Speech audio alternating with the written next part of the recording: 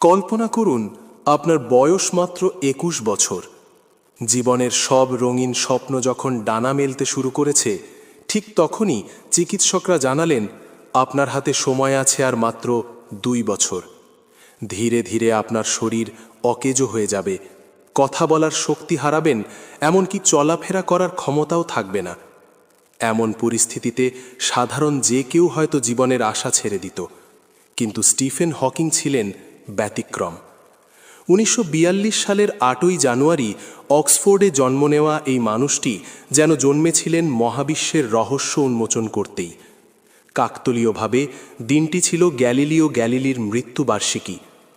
এক মেধাবী ও কৌতূহলী পরিবেশে বড় হওয়া হকিং অক্সফোর্ডে পদার্থবিজ্ঞান শেষ করে যখন কেমব্রিজে কসমোলজি নিয়ে গবেষণা শুরু করেন, ঠিক তখনই তার জীবনে আঘাত হানে এক বিরল রোগ, ALS। চিকিৎসকদের বেঁধে দেওয়া সেই ডেডলাইনকে বৃদ্ধাঙ্গুলি দেখিয়ে হকিং প্রমাণ করেছিলেন যে শারীরিক সীমাবদ্ধতা আসলে মনের কাছে একটি মিথ ছাড়া আর কিছুই নয়।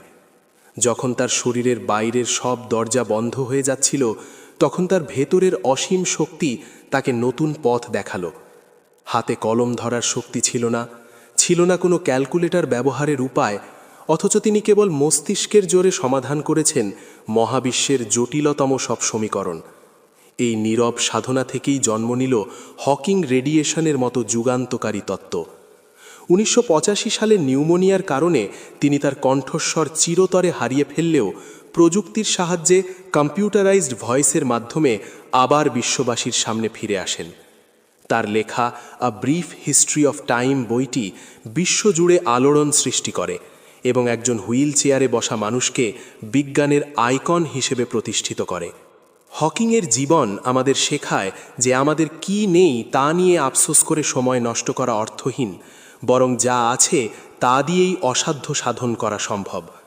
জীবনের শেষ দিন পর্যন্ত তিনি তার রসিকতা বোধ এবং ইতিবাচকতা ধরে রেখেছিলেন।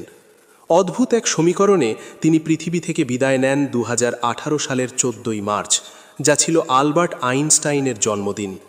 তিনি আমাদের শিখিয়ে গেছেন, জীবন যতই কঠিন হোক না কেন, সব সময়ই এমন কিছু থাকে যা আপনি করতে পারেন এবং তাতে সফল হতে পারেন।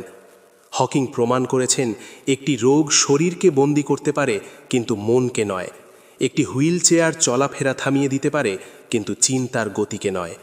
তাই যখনই জীবনে কোনো বাধার সম্মুখীন হবেন, তখন মনে রাখবেন সেই মানুষটির কথা যিনি শরীর অচল থাকা সত্ত্বেও তার ইচ্ছাশক্তি দিয়ে গোটা বিশ্বকে কাঁপিয়ে দিয়েছিলেন।